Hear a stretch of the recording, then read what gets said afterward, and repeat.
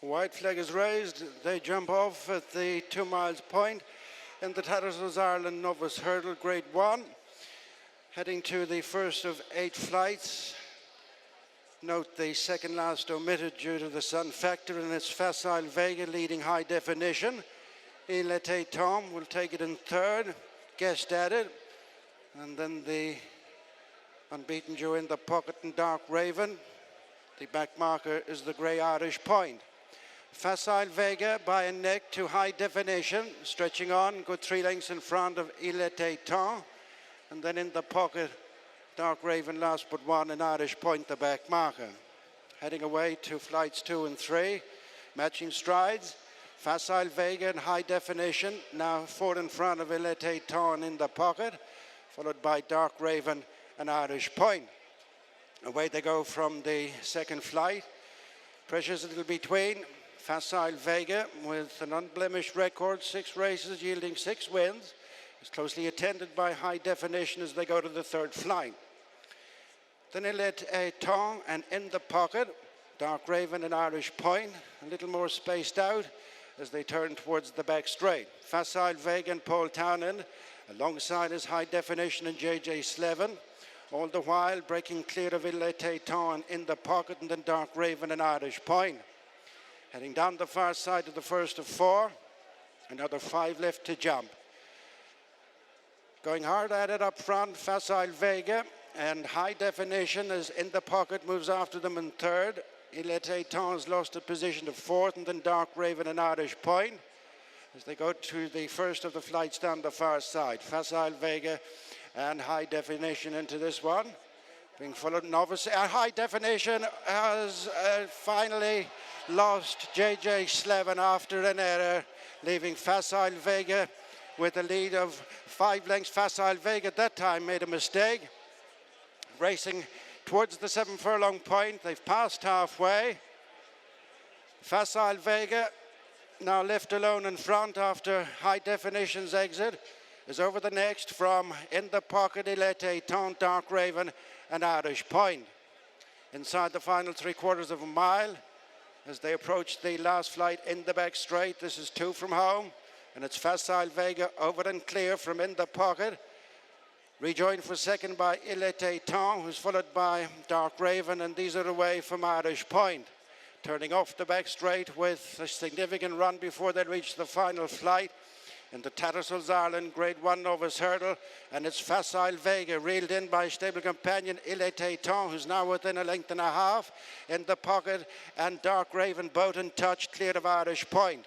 Just over 3 furlongs to go. 1 flight left to jump, and it's Facile Vega, joined by stable companion IL ETAIT TEMPS as they come around the omitted second last flight. Dark Raven makes a move on the outside of in the pocket and well clear of a struggling Irish Point.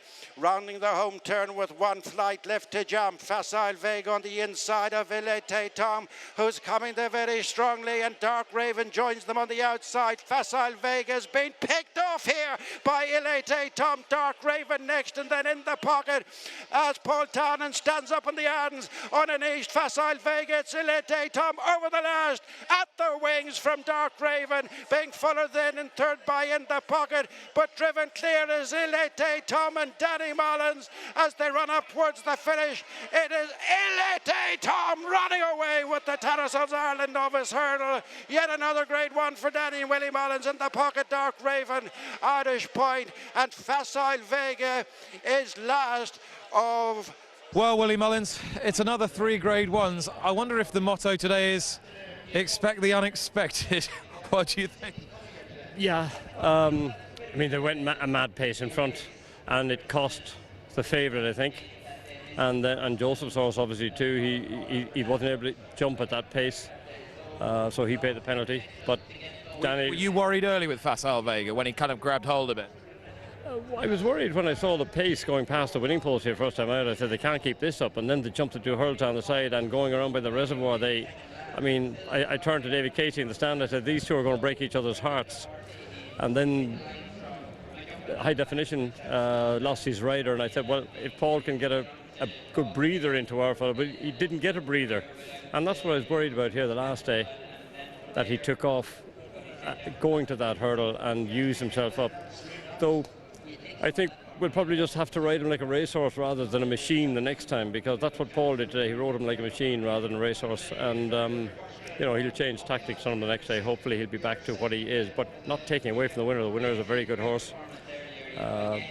He just got to get his jumping right. You saw where he made a mistake at the first again today, and I think when well, you know, he's a Grade 1 horse, so he'll. To what extent has Il ETAIT TEMPS moved a significant step forward today, do you think?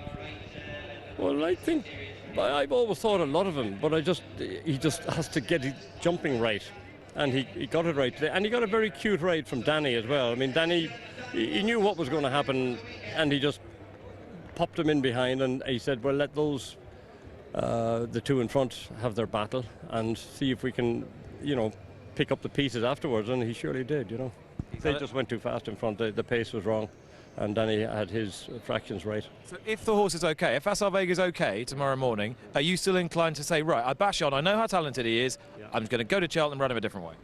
Oh yeah, we'll go to Cheltenham, and we needn't be, you know, it's just high definitions jumping was always suspect, and I think Paul didn't want him in front of him. That was all, because he was going to upset. You saw what happened with Lossiemouth yesterday, and I think Paul just had that in the back of his mind, going out to ride this fellow. And this fella in the same race, Il ETAIT TEMPS? At the moment, that's where they are, but like all our horses, are well entered up, so he'll be in the Ballymore as well. I'm wondering whether today's giving you more questions than answers. Well, I wanted to talk about Gentleman de Me, particularly. Yeah, I think Gentleman de Me, the drying ground that's in it, I think he loved that. You know, it was just I think he likes when conditions are nice, so he does. He's probably more a spring horse.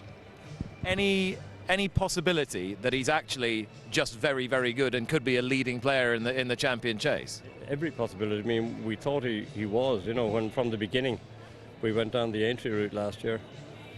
You know, he'd possibly go the Cheltenham route this year. Is it definitive in your own mind that an Erguman is still your number one for that race? Yes, yeah. I'm happy that that was a blip the other day. So he's, as far as I'm concerned, he's still number one. And he's in good nick?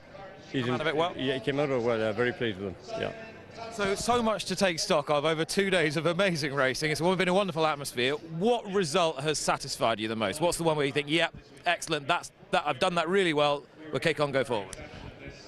Not so much an individual result. I think just the way the whole team, and I mean team, but horses that are, you know, you come here with a big team like we have and you wonder when you'll have a blowout. We had a few disappointing runners. We've got to sort out that. But there was a reserve there to pick up the pieces, and that is very good for me, that the health of the yard is good. And, you know, you're always worried that someday the whole thing is, you know, you're going to have a blowout at a meeting like this. But the health of the yard is good. The team are good. You know, the riders are riding with confidence, and everyone is doing their job, and everything is working well. To me, that's what this weekend is about. When you're doing this, when you're actually coming here and supervising all these horses on a weekend like this, are you actually able to enjoy any of it? Not really, no. I'm trying to keep up with from race to race, and you're trying to see which, you know, the horses that ran bad. You're trying to put that at the back of your mind, and we'll tackle that over the next couple of days. But it's not like, you know, if you're a smaller stable and you have one big winner, you really enjoy it. Where it's more worry, it's more you know, when it's sort of also a bit of anxiety. Yeah, lots of it, and so it's great when things do go right. Yeah, it takes the pressure off. Yeah. Willie, well done. Thank you very much. Cheers. Watch live racing now on racingtv.com.